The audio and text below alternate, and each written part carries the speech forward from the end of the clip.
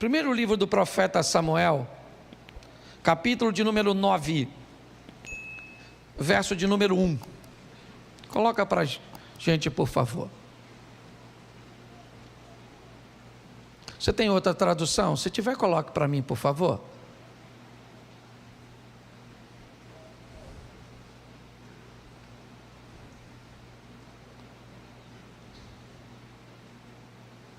Eu vou ficar com a outra. Tradução bíblica é um negócio. Coloca a outra, isso, deixa essa aqui.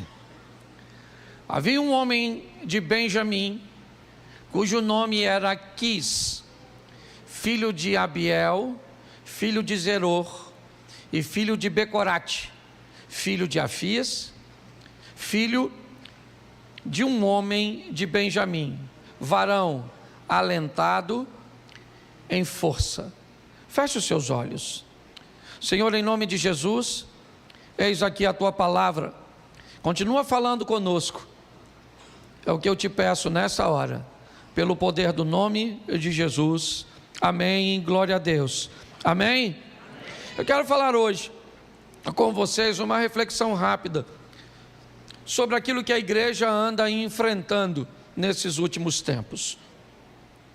Os desafios que precisamos vencer para estarmos de pé, para conseguirmos sobreviver a essas astutas ciladas do diabo, como a Bíblia diz.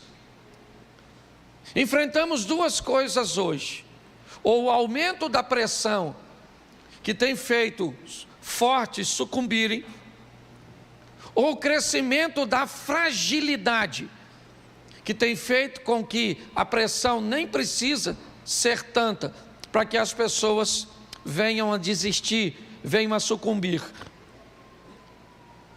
Eu não sei direito o que está acontecendo, ou talvez para alguns mais fortes, a pressão seja mais intensa, e para o mais frágil, qualquer coisa anda fazendo com que ele retroceda.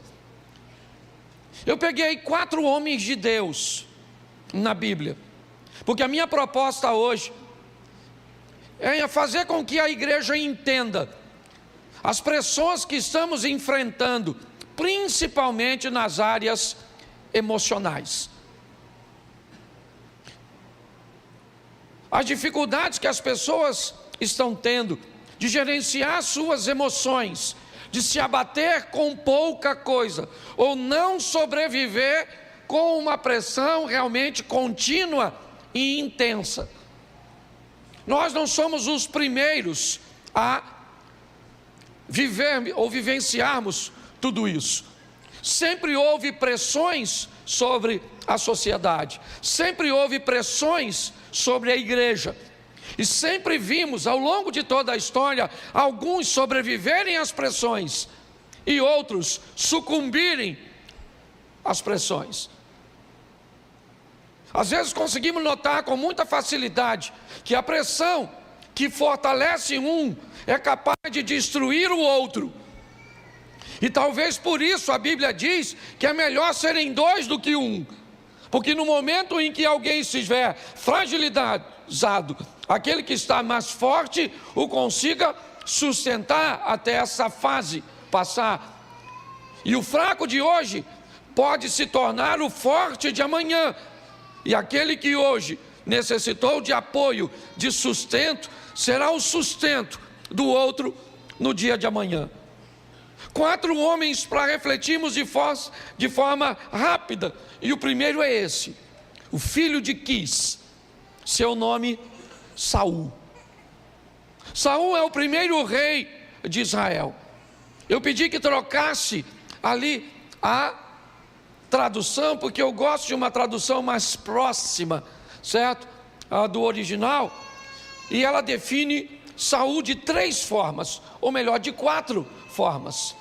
Diz que ele era um homem poderoso, seu pai era um homem de poder, ele era um homem influente, sua casa era uma casa de influência. Poder e influência fazia parte da história de Saul. O texto diz que ele era alto e belo. ele tinha uma estatura que o destacava dos demais, ele tinha uma beleza, né, que o diferenciava dos outros, ele tinha influência e ele tinha poder. Saul tinha tudo para dar certo, é verdade. Ele foi escolhido por Deus, e foi. Talvez causasse confusão para algumas pessoas ver alguém de Benjamim ser escolhido, já que a promessa estava sobre Judá. Mas nós precisamos entender que Saul tinha tudo para dar certo. Mas pastor, se ele tinha tudo para dar certo, por que é que ele se suicidou? O que aconteceu que este homem, e eu quero deixar claro que era um homem de Deus. Eu quero deixar claro que, por favor, se quer fazer alguma crítica a Saul, conheça a história de Saul por completo. A história dele é uma história extraordinária, de um cara trabalhador, de uma família forte, de uma família influente. É verdade. Um cara bonito, de boa estatura, que iniciou sua trajetória com o desejo de vencer e de fazer o bem. Mas o que é que faltou em Saul? Qual foi o problema que fez com que ele não conseguisse ir até o final, sucumbisse? Ele pediu, certo, a um de seus soldados: me mate. E o camarada ficou com medo, receoso de matá-lo. Então ele se lança sobre a sua espada ou sua lança para tirar a sua própria vida.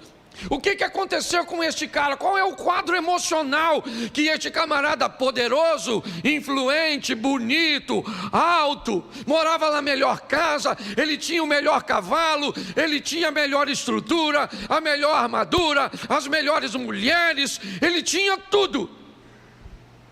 A única coisa que ele não tinha era experiência. Saul era o primeiro rei, e não havia nele bagagem o suficiente, não havia nele o conhecimento suficiente. Hoje pessoas se enfiam em coisas, é negócios, é relacionamentos, é ambientes religiosos, cujos quais eles não têm experiência nenhuma.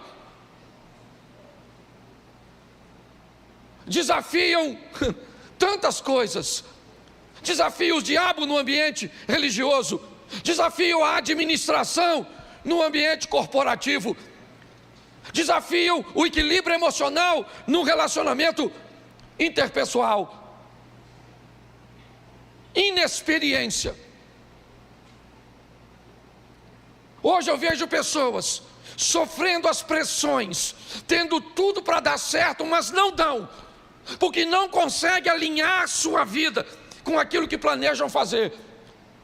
Tem inúmeras virtudes, inúmeros adjetivos: poderoso, influente, habilidoso, talentoso, oso, tem isso, tem aquilo, mas não tem experiência.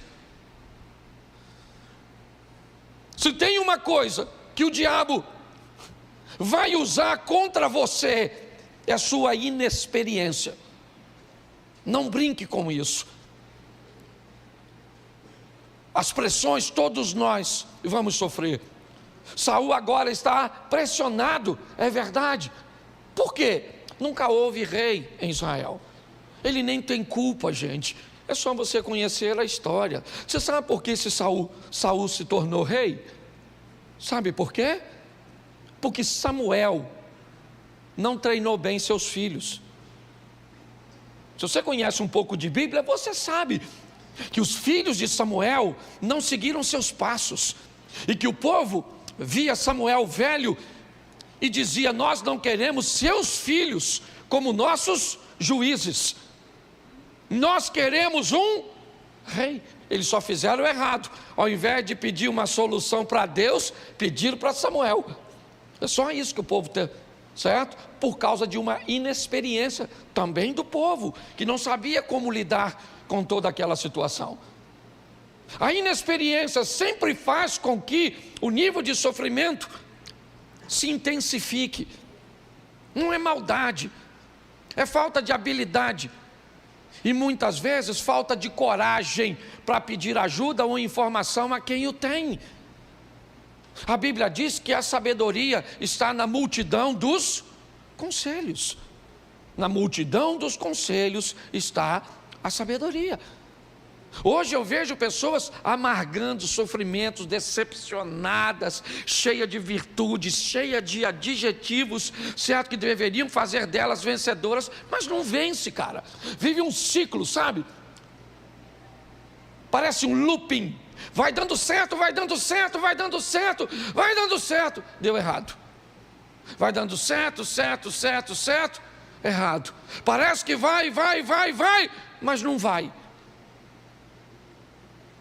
Eu disse para vocês de pedir oração aqui, mas hoje quando eu levantei e vi, e que pediram de mim um posicionamento, eu não sabia o que fazer. E por não saber o que fazer, eu não fiz nada. Amanhã, certo, eu vou estar acionando um grupo.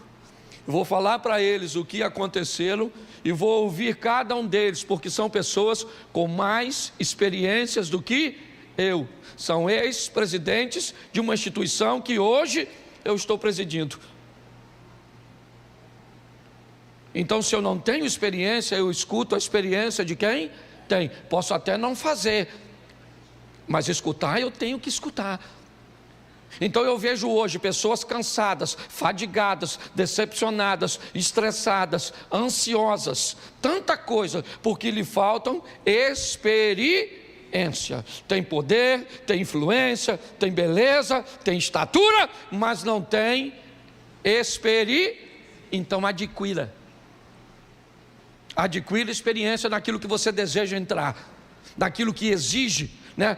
Ou é exigido de você na área que você quer desempenhar. Se não, quebre a cara. Essa é a grande verdade. E sofra todas essas pressões. Que hoje o que está acontecendo? É ansiedade, é síndrome do pânico, certo? É estresse, é pessoas com doenças psicossomáticas. Está aí, gente, está aí. A pessoa vive 10, 15 anos com um câncer, sem saber. Descobre um câncer e morre em 30 dias. O que é isso? A doença? Claro que não, é o estado mental. Está aqui Adriana, que é uma psicóloga. Então nós precisamos melhorar, ok? O nosso conhecimento a respeito daquilo que nós estamos enfrentando. Posso ouvir um amém? Amém. Segundo exemplo, outro homem de Deus, primeiro livro dos Reis, capítulo 17, versículo 1 e 2. Põe para mim, por favor. Primeiro livro dos Reis.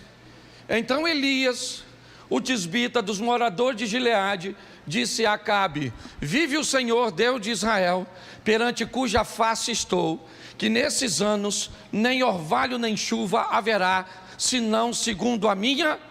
Verso 2. Depois veio a ele a palavra do dizendo, preste atenção, esse é um segundo cara, homem de Deus, inquestionável. Você quer?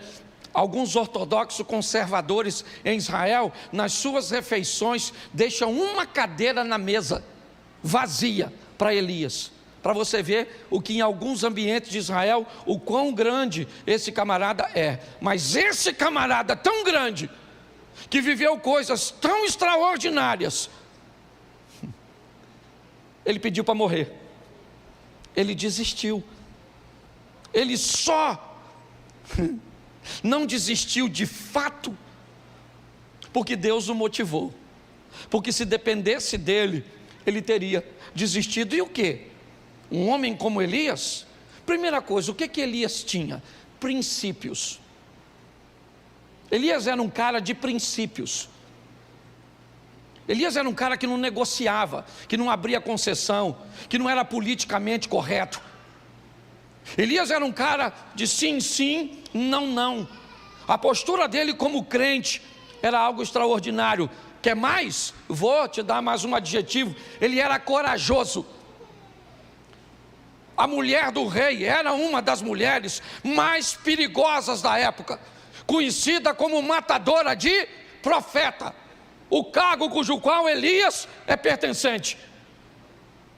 Acabe era um dos melhores reis no que diz respeito à estrutura, à construção, à expansão. Ele era bom e ainda tinha o apoio do pai de Jezabel, Etbaal. Era um cara bom de alianças, de conexão, é verdade, no que diz respeito à estrutura humana. Então Elias não quebrava princípios. Elias era alguém corajoso. Está ali, a palavra do Senhor veio a Elias. Ele era alguém que tinha intimidade com Deus. Então o camarada, Robson, tem princípio. O cara, Alex, tem coragem. O cara tem intimidade com, e entra numa caverna dizendo que quer morrer. Sabe o que é isso? Pecado. É porque é só alguém falhar que a gente enfia logo um pecado na pessoa. Tem gente que não pode ver o outro sob pressão. Ah, você está sofrendo isso? Muito bem. O que é que você anda fazendo de errado? Quem é que não faz nada de errado? Levanta a mão por gentileza. Ah, então um garotinho ali que levantou a mão, né? E não sabe o que está fazendo. Tá certo? Então preste atenção, se alguém for nos acusar de algo de errado, eu detesto essas profecias universais. Aqui tem alguém que Deus está me revelando que está doente. Ó, Deus está me revelando aqui que tem alguém que está devendo. Nossa, que alguém está com problema no casamento, com problema com o filho, que alguém fala sério, certo? Então preste atenção, o cara é um cara de princípio, é um cara de coragem, é um cara de intimidade com Deus, sim ou não? Só tem um problema ali, sabe o que é? Trabalha demais, está cansado. Cansaço.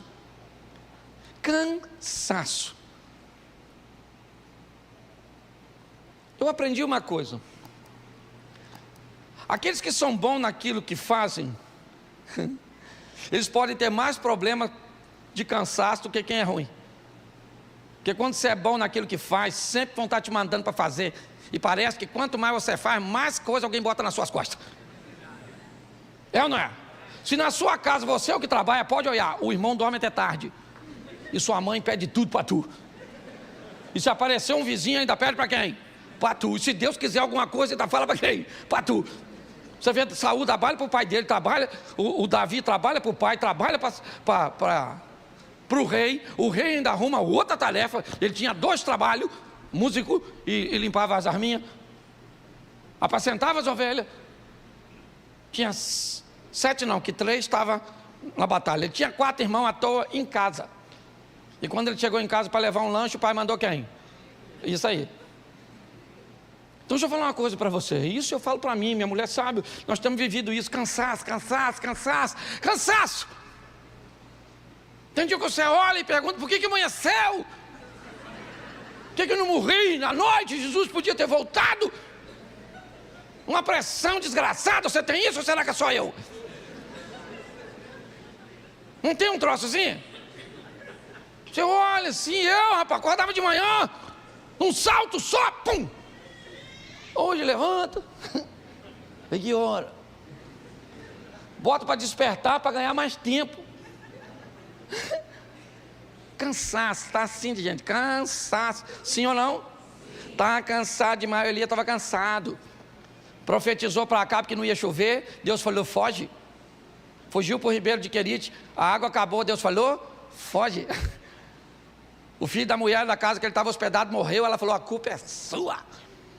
Deus falou, agora volta para encontrar com Acabe. Ele volta para encontrar com Acabe, sabe o que Acabe diz?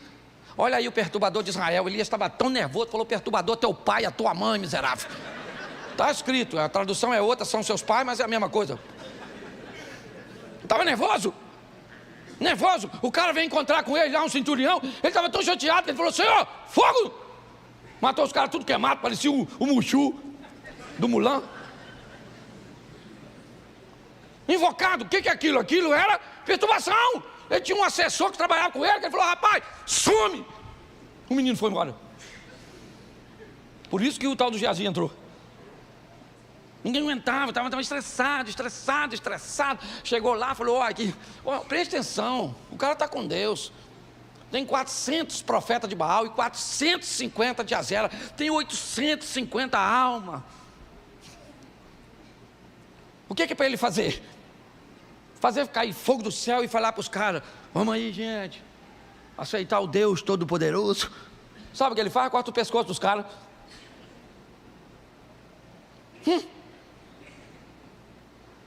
Pior que chefe de grupo de extermínio. O cara é crente. Só que ele está tão cansado que Jezabel, aquela mulher que eu falei no começo, ela falou assim: amanhã, essa hora, avisa o Elias que ele vai ser igual um dos profetas do papai que ele matou. Eu mato ele. Elias saiu correndo. Falou: nossa, que mulher perigosíssima. Pô, o cara que mata 450, ou melhor, 850 homens, e sai correndo de uma mulher, o que ele tem? Cansaço. Entra dentro de uma caverninha e fica lá. Por que o senhor não me mata? Deus deve ter pensado: Jezabel quer te matar, você quer morrer? Volta lá. E eu terceirizo o serviço. Ele queria morrer, sim ou não? Sim ou não? Claro que não! Ele só está Isso, está assim de gente. Trabalha. Dinheiro não tem. Trabalha. E dinheiro não tem. Trabalha. E dinheiro, cadê o dinheiro? Isso, dinheiro. Parece que você trabalha e os outros o dinheiro vai para algum lugar. No submundo do crime. Aí é lógico o estresse. Cansaço. Nós estamos com o povo cansado, vindo para a igreja quase todo dia. Não dá nem tempo de ser crente. Por isso que eu não gosto, pelo amor de Deus. Vem para a igreja, um culto, 2 só e some. Vai viver a sua vida, vai ser crente lá fora. Aí bota o cara na segunda, e terça na igreja, e quarta na igreja, Tá, esse cara ainda para o inferno, com a vida toda na igreja. O cara veio uma vez só e foi para o céu. Nossa, que tranquilidade. Eu detesto esse ativismo.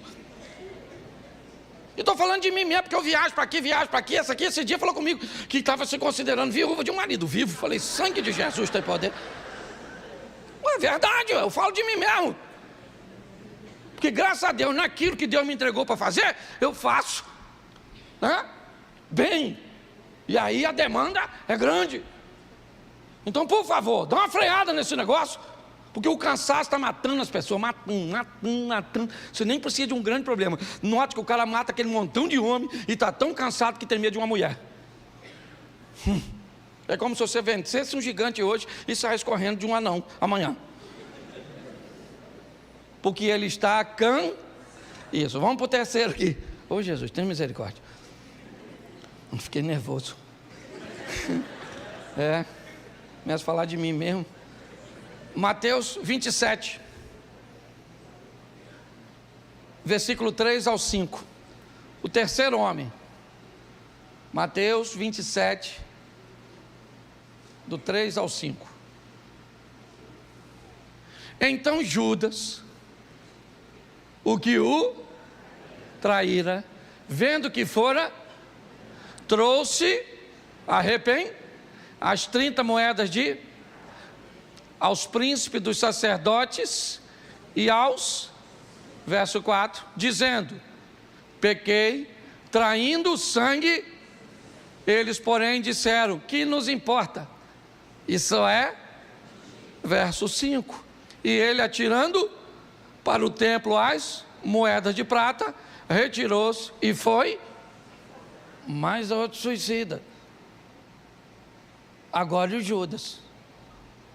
Era um homem de Deus, sim ou não? Sim ou não? Claro. Qualidades do Judas: ele tinha proximidade, ele era próximo e confiável. Por que ele era confiável? Porque ele era o tesoureiro dos discípulos. A bolsa ficava com ele, os recursos. Lembra quando aquela mulher derrama o perfume puro? Quem questiona é Judas, dizendo: olha, se fosse vendido, isso poderia ser empregado no auxílio aos pobres. E aí eu não sei se é João, não sei quem fala, que ainda diz, mas ele fazia isso não é porque estava pensando nos pobres, é porque apanhava o dinheiro da bolsa. Se ele merecia ou não a confiança, não é o que eu quero dizer. Eu só quero dizer que ele tinha proximidade. Jesus deixava ele sentar mais próximo. Jesus dava a ele, olha só, ele era um homem de Deus com proximidade e com confiança. O que fez Judas então se perder? Confusão, obscuridade. Judas não entendeu as informações. Não. Ele não entendia direito. A maioria do povo achava que o Messias seria um revolucionário, alguém que viria para impulsionar o povo a vencer através da espada, da guerra, a sair do domínio de Roma. Preste atenção. O que fez com que Judas caminhasse para um nível emocional tão ruim, a ponto de enforcar-se, foi o que fez por causa da confusão. Informações. Já ouviu a palavra? Cada dia aparece uma palavra nova nesse vocabulário tão vasto, certo? A da língua portuguesa. Já ouviu falar em infodemia? Infodemia é uma palavra nova, é verdade, que tem por tradução pandemia de informação. É um ambiente, onde as informações são tantas, num período tão curto, que elas não conseguem ser assimiladas e sequer muitas vezes colocadas à prova, para se saber se é verdade. Isso está adoecendo as pessoas. Adoecendo. As pessoas estão ficando confusas mediante a isso, e isso anda causando um estresse muito grande. Em todo momento estão dizendo, que vai acontecer isso, que vai acontecer aquilo, que fulano é bom, que fulano é ruim, que a esquerda é isso, que a direita é aquilo, que o Bolsonaro é desse jeito, que o Lula é aquilo, que nós não vamos fazer isso, vamos fazer aquilo outro, que isso, que tem déficit, que tem superávit, que tem que isso, e que tem que fazer isso, que vai acabar com isso, que não pode fazer aquilo outro, e nós não sabemos mais o que. Nós estamos tão confusos. Há uma confusão tão grande que ela está gerando um nível de estresse altíssimo. Foi essa confusão, apesar de proximidade e confiança que esse homem de Deus tinha, ele não conseguiu entender, ele está confuso, com 30 moedas de prata na mão, que agora não fazem nenhum sentido para ele, porque uma confusão mental fez com que ele tomasse uma decisão que agora ele não tem mais como consertar. Ele está levando as moedas e dizendo para aqueles homens, solte Jesus e tome as moedas. Eles dizem, cara, ninguém quer conversa com você não.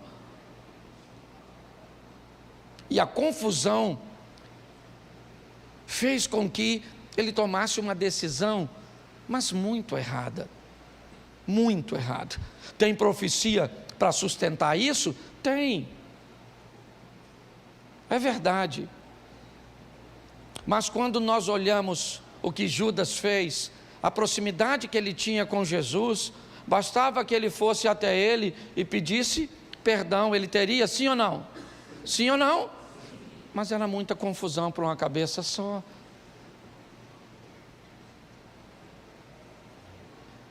O estresse das confusões é tão grande, mas tão grande. Eu vou falar uma coisa para vocês. Hoje, a grande maioria das ocorrências policiais colocam policiais resolvendo os problemas sociais e não criminais. Grande parte hoje da polícia, certo? É enviada para a ocorrência de violência doméstica, de briga entre vizinhos, de perturbação, certo? Com som alto e tantas outras coisas. Se esses indivíduos, se esses policiais não estivessem atendendo a essas confusões sociais, eles poderiam estar inibindo os problemas criminais. A verdade é essa. Nós estamos num ambiente de confusão, e a confusão está causando estresse. Estresse é comprovado. Você assiste esses programas televisivos, essas notícias só ruim, não tem jeito, depois você fica para baixo. Está jogando as pessoas para baixo, essas coisas da internet. E eu falei, a máquina é inteligente, ela descobre o que você quer e te entrega exatamente o que você quer, para manter você aprisionado a ela. Confusão. E o último, aqui, porque não dá para falar tudo, vamos lá, João, capítulo 21, verso 3, outro homem de Deus, vou usar 2 textos, vamos lá, João, capítulo 21, verso 3, isso, disse-lhes Simão Pedro, vou, e disseram eles, também nós vamos contigo. Foram, subiram logo para o barco, e naquela noite nada apanharam. Marcos 16, 7, eu quero falar sobre Pedro, um homem de Deus. Marcos 16, 7, mas ide, dizei aos seus, e a que ele vai adiante de vós para a Galiléia, ali o vereis, como ele vos... Preste atenção, o anjo está conversando com as mulheres, nesse texto. Lembra que Pedro, igualmente como Judas, teve um sério problema com Jesus? Sim ou não? Sim. Pedro nega Jesus 3 vezes. O que Pedro tem? Acesso. É uma das... né? Ele é alguém que Jesus está morando na casa de sua sogra em Cafarnaum. Pedro é alguém íntimo de Jesus. Basicamente todos os episódios, a cura da filha de Jairo, a transfiguração e tantas outras coisas, Pedro sempre estava com Jesus. Ele anda sobre as águas. Pedro era um cara que, ao contrário de Judas, né, ou melhor, que ao contrário de Saul, sua experiência é altíssima, sua intimidade é altíssima. Elias era íntimo, é verdade, ouvindo Deus, mas Pedro tinha Deus morando na sua casa. Acesso ele tinha o tempo inteiro para conversar com Jesus. Por que ele voltou a pescar? Por que o anjo diz às mulheres, dizem aos discípulos, ou diga aos discípulos e a Pedro? Pedro era discípulo? Sim ou não? Mas não estava mais andando com eles. Não, Pedro estava sozinho, havia se afastado, ele não está bem, ele não está legal, ele está decepcionado consigo mesmo. Ele é um cara experiente, íntimo, ele é alguém de acesso. Mas o que Pedro tem? Pressão. Pedro está pressionado. Ele está pressionado. Ele foi pressionado por aquele ambiente. Ele não sabe o que fazer porque prenderam o seu mestre. Jesus agora não vai morar mais na casa dele. Não. Ele perdeu agora o seu chão, a sua base. Ele está pressionado. E sob pressão, o acesso não vale nada. Sob pressão, você é capaz de não conseguir orar. E não é porque não é crente, é porque não tem alinhamento. Dependendo do teor da pressão, é assim que funciona. Você é íntimo, mas sequer consegue se sentir filho. Parece que há uma distância. Essa é a grande verdade. Você é alguém experiente, maduro, Você já tem 20, 30 anos do Evangelho, mas tem hora que nada disso vai funcionar. Você vê gente madura se perdendo, gente experiente fracassando, gente íntima. E aí alguém vai dizer que é imaturidade, alguém vai dizer que é inexperiência, alguém vai dizer que é gente que não anda com Deus, que não é servo de Deus, que não tem coragem, que não tem princípio, que não tem influência. Não, não. É porque o dia mau chega para todo mundo. Pastor, então o que eu faço?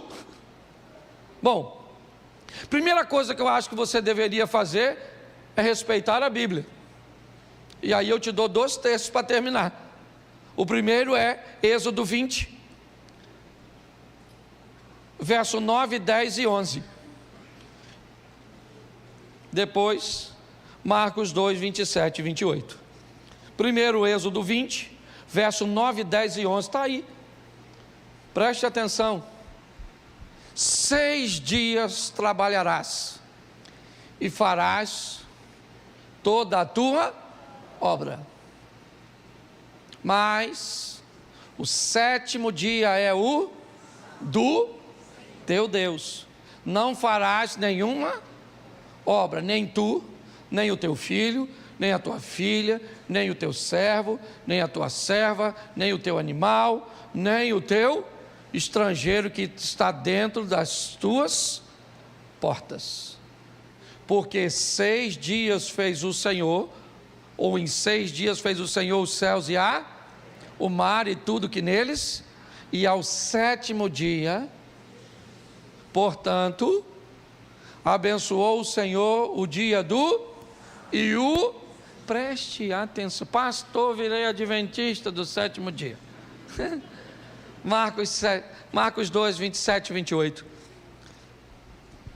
Marcos 2, 27. E disse-lhes: o sábado foi feito por causa e não o homem por causa verso 28. Assim, o Filho do Homem, até sobre o sábado, preste atenção, respeite o descanso. Não descansar está nos matando. Essa é a grande verdade. Nós temos que ter o cuidado para não descansar demais e ficar preguiçoso. Porque tem gente que pega o sábado e ele, na verdade, ele é adventista da semana. Certo? É a semana inteira. Mas preste atenção, uma coisa é importante nós olharmos. É o dia do descanso.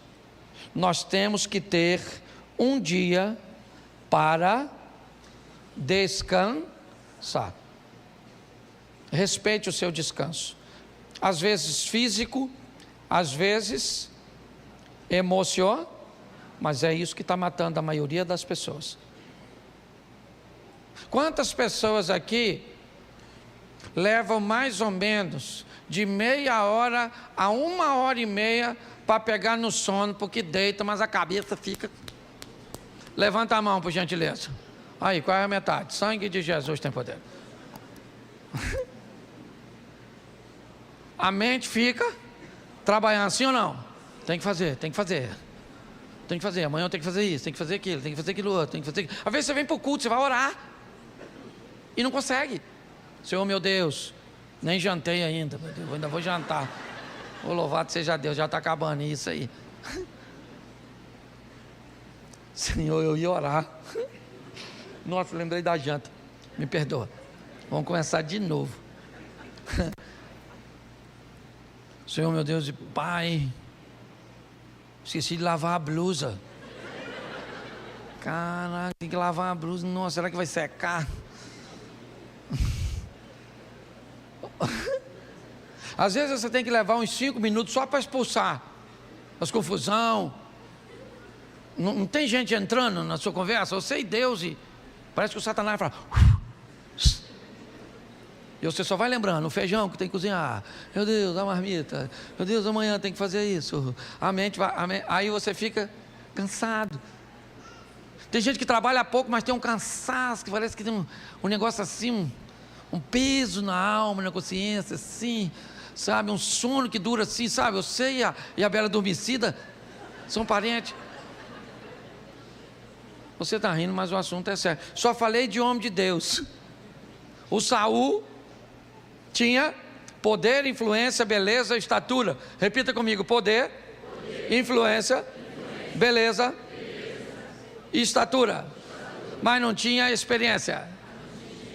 Elias, fala Elias. Isso, tinha princípios, coragem e intimidade com Deus, mas estava cansado. Isso aí. O Judas, isso aí, tinha proximidade, confiança, mas estava confuso. Isso aí. Você está vendo você, não está? Parece que você é Judas misturado com Elias, com Pedro e com Saul. Não, porque se você olhar assim, você fala assim: rapaz, eu sou inexperiente, cansado, confuso e estou na pressão. Não sou feijão, mas estou na pressão, maluco. Fala assim: Pedro tinha acesso, intimidade, experiência, mas estava na pressão. É isso aí. Pastor, então o que eu, pastor? Eu estou lascado. Não, aí eu tenho que te dar uma solução, sim ou não? Então eu vou te dar um endereço. Para onde que eu vou, pastor? Para o esconderijo do Altíssimo. A sombra do Onipotente descansará. Direi do Senhor: Ele é o meu Deus, o meu escudo e a minha fortaleza, e nele eu confiarei, porque Ele me livrará do laço do passarinheiro. É isso aí. É para lá que nós temos que ir, na pressão, na inexperiência, na confusão ou no cansaço, para os pés do Eterno, e Ele vai estar lá para nos receber. Vale um amém? Amém. Vamos sair daqui, o que tem lá fora? Guerra, para guerra, para guerra. Já começa, você sai daqui, pega o seu filho, o bicho já está meio perturbado, e vai fazendo bagunça, e vai pulando dentro do carro, sua mulher já vai reclamando, quer comer, doido para você falar que você não tem fome, miserável. Não é, porque ela está sem força para fazer as coisas. E vamos embora, e vida que segue. E a vida é assim, até a hora de nós ir para o céu, se for. Que tem uns irmãos que ainda vai descer, vai pegar a escada. Vamos embora, fica de pé, vai embora, tá ok? Porque tem outro culto para começar agora mesmo, e eu vou falar tudo de novo. Se tu pensa que tá ruim para tu, pensa para mim que eu vou falar tudo de novo. Isso, fecha seus olhos aí, você tá rindo, né? Glória a Deus, glória a Deus, glória a Deus. Mas preste atenção, em mim, que é inexperiência, cansaço, confusão e opressão, não vai destruir sua casa, não vai destruir sua família, não vai destruir seus negócios, não vai destruir sua casa, a sua caminhada de fé, porque o Senhor é contigo. Posso ouvir um amém? Amém. Então vamos embora, feche seus olhos. Pai, em nome de Jesus, somos teus filhos, teus servos, ó Pai, e olhamos hoje homens, inspiração para nós, como Saul, como Judas, como Pedro, Senhor, como Elias, homens que sabemos que estavam nos teus caminhos, mas que enfrentaram os desgastes, ó Deus. Por isso sustenta-nos na tua presença, e que possamos hoje sair daqui alimentado, entendendo que para nos protegermos de todas essas coisas, temos que estar e acessar o esconderijo do Altíssimo, o local onde estaremos seguros, porque a tua vara e o teu cajado é o que nos sustentam de pé. 1000 cairão ao nosso lado, 10.000 à nossa direita, mas nós não seremos atingidos. Te damos graças por tudo, nos dê uma semana de vitória, uma semana de conquistas. Não queremos nada de graça, nós queremos conquistar. Somos conquistadores, em nome de Jesus. Que o grande amor de Deus, nosso Pai, a graça de nosso Senhor e Salvador Jesus Cristo e as duas consolações do Santo Espírito de Deus, seja para com todo o povo do Senhor, e todos digam...